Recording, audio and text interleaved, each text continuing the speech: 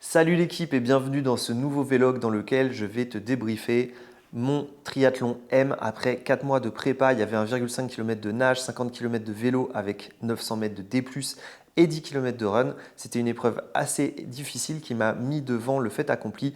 La natation, c'est la cata, mais qui m'a permis quand même de confirmer ma stratégie d'entraînement. Je t'explique tout ça dans un instant. Et aussi, comme tu le sais bien, c'est la rentrée. Qui dit rentrée dit école, travail, nouvelle organisation familiale. Alors, comment faire pour continuer à s'entraîner et à prendre soin de soi? Je te partage la stratégie que j'ai mis en place en ce début de saison, ainsi que ma séance Upper Body. Reste bien jusqu'à la fin de la vidéo pour avoir toutes les infos pour implémenter ta propre routine et continuer ton chemin pour devenir l'homme le plus fiable possible pour toi et pour ta famille. C'est parti, let's go, on y va. Yo l'équipe, on est dimanche, levé 4 h du matin et c'est parti pour le triathlon M du Champsort. Donc là regarde, on a le camion, dedans il y a les vélos, les sacs, tout est prêt pour aller faire ce petit triathlon. Il y avait 1 h 45 de route. Je suis avec mon frère, un pote à lui, c'est trop cool, on fait ça en famille. Et donc là on monte à la montagne là depuis Manosque. Donc comme je te dis, 1 h 45 de route dans le petit véhicule, la petite technique. Tu loues ça, comme ça tu peux mettre les vélos, ils sont sanglés à l'intérieur du véhicule. Et puis tu es assez confort pour te changer, pour voilà, manipuler le matériel. C'est assez agréable comme manière de fonctionner. Et donc voilà, on va finir le trajet tranquillement. Je me suis levé à 4 h du matin, un petit peu, j'avais envie de pisser en fait. Et bon, bah, comme il y avait la compète qui arrivait, forcément, petit pic de cortisol et impossible de s'endormir. Donc je suis allé faire un petit peu de méditation. Pour une fois, j'ai pas juste médité, j'ai essayé de visualiser un petit peu la nage, comment j'allais gérer mes transitions, à quel moment j'allais manger, un petit peu les sensations sur le vélo et essayer de penser au passage de la ligne d'arrivée pour vraiment me motiver. Donc ça, je pense que ça, c'est game changer parce que ça m'a mis en confiance et que là, franchement, il y a une petite palpitation tranquille, mais c'est vraiment zéro stress. C'est trop bien. Il fait méga beau, on est dans les montagnes, paysage magnifique, cadre magnifique. Ce matin, c'est donc 1,5 km de nage en lac. Il y a 2 tours avec une sortie à l'australienne. Ça veut dire qu'on sort de l'eau, on court et on refait une deuxième boucle. Ensuite, c'est 50,5 km de vélo avec un truc genre 900 de D+. Donc ça va quand même piquer un petit peu en termes de D+, mais on va dire que c'est dans mes habitudes. À chaque fois que je fais du vélo, j'ai à peu près ça comme D+. Et derrière, les 10 km de run autour du lac. Donc tranquillement, l'idée là pour moi, l'objectif du jour là pour moi, c'est vraiment d'essayer de pulvériser mon record. L'idée là du jour pour moi, c'est vraiment d'essayer de pulvériser le temps que j'avais fait sur mon premier triathlon M à Embrun il y a 3 ans, à une époque où j'étais pas du tout athlétisé comme ça. Je m'étais pas du tout entraîné spécifiquement pour un triathlon. C'était vraiment, je crois que c'était la 2e fois que je faisais du vélo. Donc là, je veux voir si les 4-5 derniers mois d'entraînement ont payé, et aussi les dernières années de muscu, de crossfit, etc. Est-ce que j'ai gagné de la caisse? Est-ce que j'ai gagné de la capacité en volume? Est-ce que je vais mieux récupérer? Voilà, tout ça dans le but de mieux me connaître avant le Natureman à la fin du mois, qui sera le double de tout ce que je viens de te dire. C'est parti, je reprends la route et puis j'essaye de me filmer un petit peu pendant l'épreuve, mais ça va pas forcément être évident. Téléphone, un peu stress, un peu organisation. Donc je fais le max, mais en tout cas, c'est parti, ça part de là, on y va. Oh l'équipe, on est dans le parc de transition, donc là regarde, vélo en place, il y a toutes les affaires qui sont posées. On est fin prêt, je vais pas filmer longtemps parce qu'il faut que je me prépare. Départ dans 20 minutes, j'ai toujours pas mis la combi. Je viens de me faire un petit shaker de prot, petit gel. Et là on est parti, hein. On va aller se mettre à l'eau et on est parti pour le triathlon M. Bon, on va pas se mentir, j'ai pas une forme olympique pour me faire une séance de natation, ça me fait pas rêver là. Mais vu la déculottée que j'ai pris hier sur le triathlon, ben ouais, on perd pas de temps. Il y a du volume à faire, il va falloir nager plus longtemps encore qu'hier. Et j'ai pas envie de sortir le dernier, sachant qu'après tu pars pour 5-6 heures de travail. Quand tu sais que tu es le dernier, c'est la loose. Alors ça n'a pas d'importance, chacun son truc, hein, je me formaliserai pas. Mais j'ai quand même envie d'essayer d'augmenter un petit peu ma capacité de travail. Alors après là, le défaut qu'il y a eu majoritairement sur ma nage, c'est que j'ai eu beaucoup de mal à m'imposer. J'ai eu beaucoup de mal à dire voilà, à prendre ma place et à continuer à nager, même si les gens venaient me taper les pieds, même si moi je tapais des pieds, même si y a des mecs qui nageaient en diagonale dans tous les sens. Moi à chaque fois là je m'arrêtais Et puis j'attendais que ça passe et puis je recommençais à nager. Et au final, j'ai perdu facilement 10 minutes sur mon temps de l'entraînement, puisque je sors en 43 minutes et à l'entraînement, je fais plutôt 30 minutes. Bon, je pense aussi que les distances à l'entraînement étaient un petit peu faussées. Quoi qu'il en soit, voilà, le lac est là. Je vais passer la combi, je me dépêche parce qu'après j'ai une réunion à l'école maternelle. Et oui, ma fille est entrée à l'école.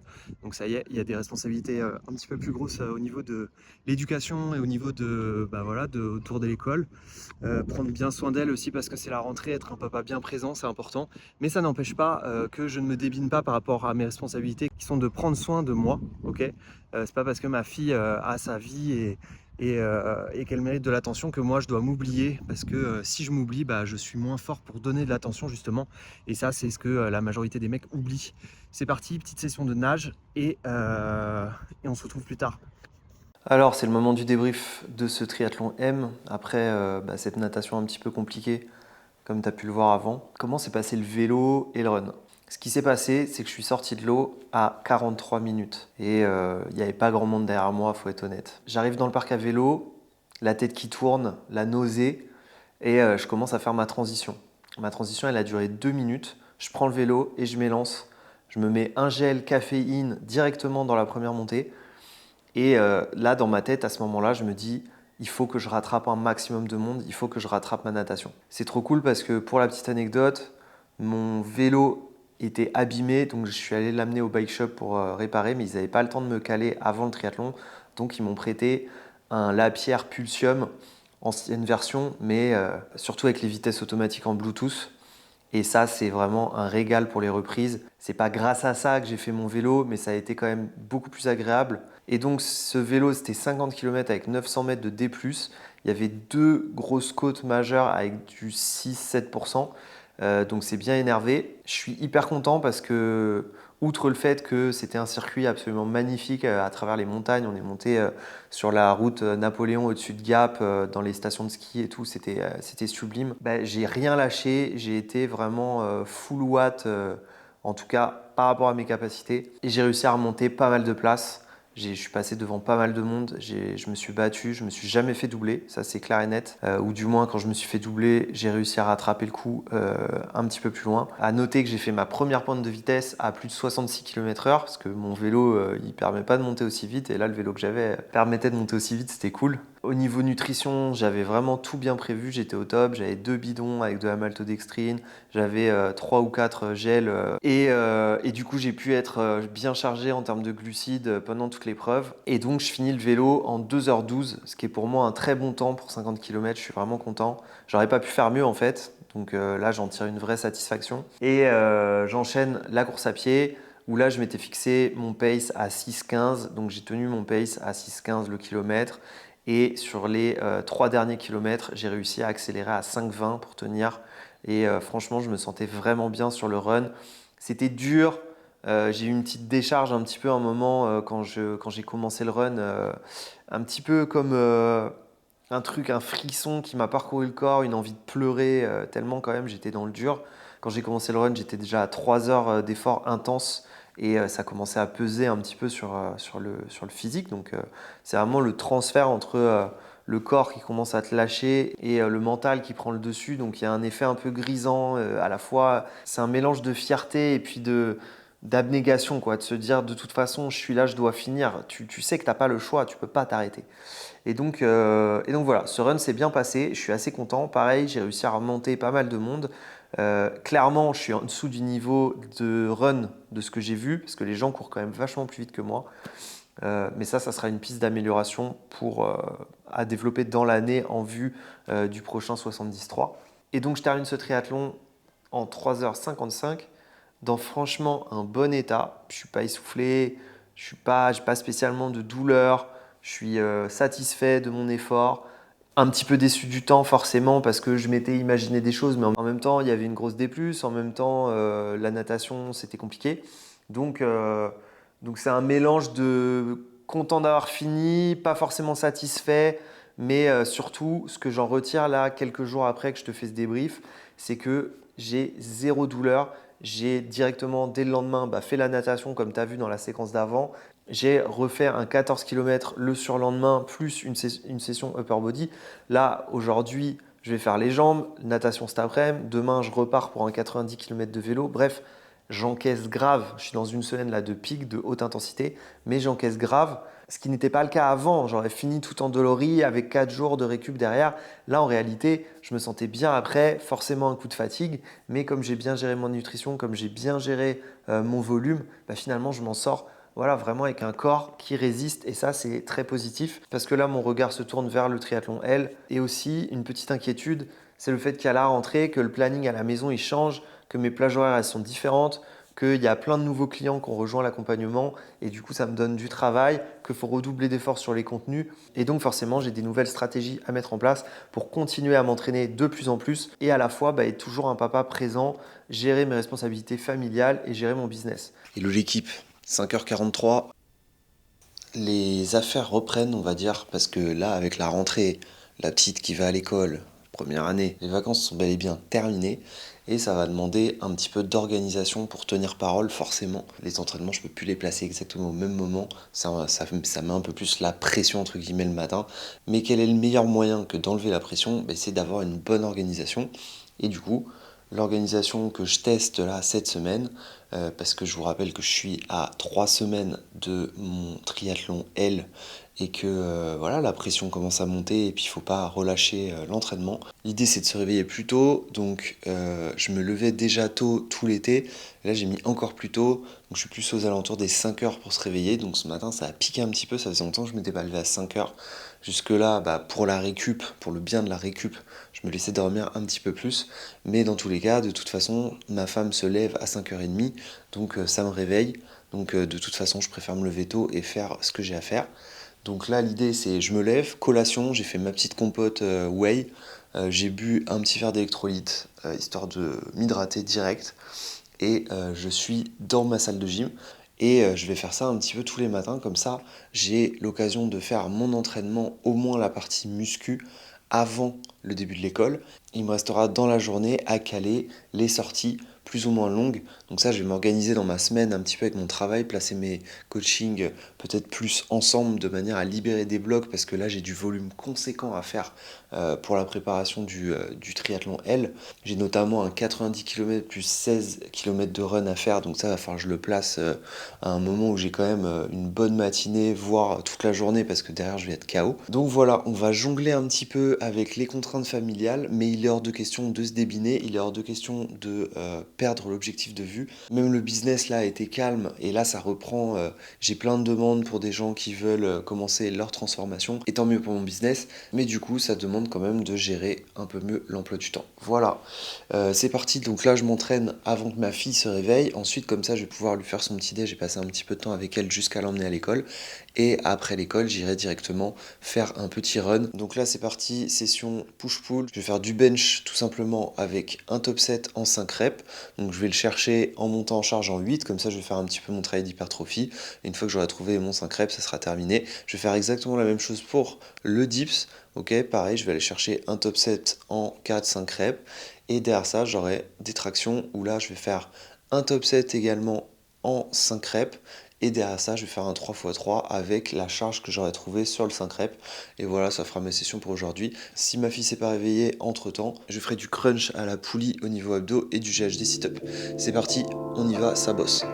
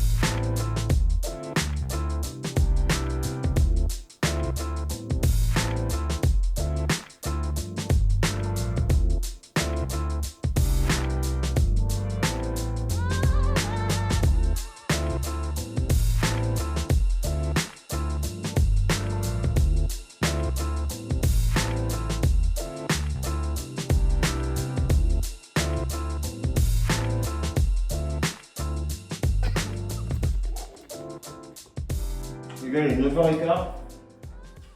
J'ai déposé la petite à 8h20. Je suis retourné à la maison. J'ai fait un petit peu du travail. Envoyer des messages, caler des rendez-vous. Petite partie de mon business. Là, je vais sortir faire un run endurance fondamentale. 14 km à peu près, je pense. Je vais vraiment tout doux. Je sens que j'ai encore le bas des jambes un petit peu affecté quand même par la course de dimanche, mais ça restait que 10 km. Surtout le vélo, je pense qu'il m'a tabassé. Et du coup, voilà, l'idée c'est de venir décrasser un petit peu et puis de continuer à mettre du volume. Il fait pas très beau, c'est cool. Donc là, il va y avoir moins de chaleur. Donc ça va être plutôt agréable pour cette petite course de récup et puis voir un petit peu où j'en suis. Et aussi, je change de chaussures. Petit test là. Regarde. Celle-ci là, c'est des ASICS avec un drop de 8 mm. D'habitude, je cours en 4. Je sais pas si c'est une bonne idée, mais en tout cas, là, mes chaussures que j'ai mis dimanche là, elles sont un petit peu usées. J'ai senti que j'ai le pied qui rentre quand je cours, donc c'est pas idéal. Et donc là, je tente un petit peu vu que j'ai que cette paire sous la main et je vais pas m'en acheter des nouvelles d'ici la compétition. Donc je regarde un petit peu. J'ai celle-là où j'ai aussi des cushions là, de chez Decat qui sont un peu plus orientées trail, un peu plus lourdes. Et donc je verrai lesquelles je choisis. En tout cas, c'est toujours bien de tourner sur plusieurs paires de chaussures, donc c'est ce que je fais là. Allez, c'est parti, on va courir et puis après, on retourne au boulot. Oui, on a tous des emplois du temps un petit peu compliqués au niveau familial, professionnel, on a tous des contraintes, mais il y en a qui s'entraînent et il y en a qui s'entraînent pas. Il y en a qui s'entraînent pas en se disant qu'ils n'ont pas le temps et il y en a qui s'entraînent pas en se disant que c'est pas pour eux. Dans les deux cas, vous êtes dans l'erreur en fait. Tout le monde a le même nombre d'heures dans la semaine. Bon, moi, j'ai fait le choix d'avoir un home gym, donc c'est un petit peu plus facile en termes de logistique, je te le cache pas. Mais j'aurais pu aussi là sortir courir, c'était pareil, il n'y avait pas besoin de matériel. L'idée, c'est de prendre la décision de tenir parole et de trouver le temps. Quand on se lève un peu plus tôt, on a certes ce coup de fatigue au début, cette appréhension qu'on va être fatigué toute la journée, c'est complètement faux. Passé la première semaine, on est dans un rythme et en plus, quand on s'est entraîné, le corps te remercie. Je te rappelle que quand tu te réveilles, tu as un pic de cortisol, c'est le moment pour dépenser de l'énergie, c'est le moment parfait pour dépenser de l'énergie. C'est beaucoup mieux s'entraîner le matin que le soir et en plus, une fois que tu as fini ta session, et ben tu sais, voilà, tu peux prendre ta douche, te préparer pour aller au travail, passer du temps avec ta famille en sachant que tu es l'homme fiable que tu as décidé d'être. Et ce sentiment de fiabilité, il va t'accompagner toute la journée au travail. Tu vas te sentir fier d'avoir fait les choses, tu vas te sentir solide. Et ça, c'est hyper important pour ton moral et aussi ça peut te donner des opportunités dans ta journée d'être dans une meilleure dynamique. C'est hyper bien. Et en plus, tu n'as pas à toute la journée te dire dans ta tête, je suis fatigué, en plus il faut que j'aille au sport parce que j'ai décidé que j'allais au sport après le travail. Ça c'est terrible en fait. Déjà c'est pas forcément bon, comme je t'ai dit, t'entraîner le soir. Et du coup au moins tu sais que le taf est fait quand tu rentres chez toi. T'as juste à gérer un petit peu tes passions et ta famille. Et tu te couches un petit peu plus tôt. Moi comme je dis toujours, l'activité du soir, c'est vraiment pas les activités les plus intéressantes. Qu'est-ce qu'on fait le soir? Le soir on regarde des séries, donc on se prend des lumières bleues dans la tête. Ça nous empêche de dormir, ça empêche la qualité de notre sommeil. Et oui, même si tu t'endors bien, j'entends souvent ça. Ouais, mais moi je m'endors bien, j'ai pas de problème. Ok, mais est-ce que tu te réveilles en forme? Ah non, je me réveille fatigué. Ok, donc tu t'endors bien, super. Mais tu ne dors pas bien en fait. Donc la qualité de ton sommeil, elle s'actionne par ça, par ce que tu fais avant de te coucher. Donc comme je te disais, le soir, t'es plutôt écran. Tu vas avoir envie de taper dans le placard, frigo, de manger. C'est par ennui en fait, il y a ces habitudes qui viennent de manger un peu plus. Tu as l'impression que tu as faim alors que tu pas faim parce que tu as mangé ton repas. Tu vas manger plus tard, donc tu vas être en digestion quand tu dors. Tu vas être dans une position un peu stressée quand tu vas te coucher parce que les séries, ça te stimule le stress, c'est fait pour ça, ça te tient en haleine. Donc quand tu vas arriver dans ton lit, t'as quelque chose en toi qui est excité, qui est complètement opposé à ce que tu essayes de faire, c'est-à-dire te reposer, te détendre et demander à ton corps de récupérer de la journée. Et t'as aussi évidemment ceux qui sortent, qui vont boire de l'alcool juste après le travail, ou même le soir qui vont se boire la petite bouteille de vin. Moi j'étais comme ça, hein, je sais de quoi je parle, parce que tous les soirs de la semaine, je buvais mon verre de vin. C'était important après le travail ou juste après le dîner de boire un petit verre en pensant que c'était pas si mal, mais en fait c'est vraiment terrible parce que ça tue ton sommeil, ça tue ta santé, ça tue ton envie de faire des choses le lendemain. Même si tu te dis c'est un petit peu, c'est pas grave, et puis ton corps s'est habitué, ça te bousille quand même. Bref, t'as tout intérêt à dormir un peu plus tôt le soir pour utiliser au mieux ta journée dès que tu te réveilles, au moment où t'as la patate, où t'as, je te dis, ton pic de cortisol, c'est-à-dire ton hormone du stress là qui te tient réveillé, et c'est le but parce qu'il faut attaquer, il faut trouver de la nourriture. Voilà, c'est nos instincts primaires qui agissent à ce moment-là. Donc joue sur ces leviers-là et tu vas te sentir beaucoup mieux dans ta life.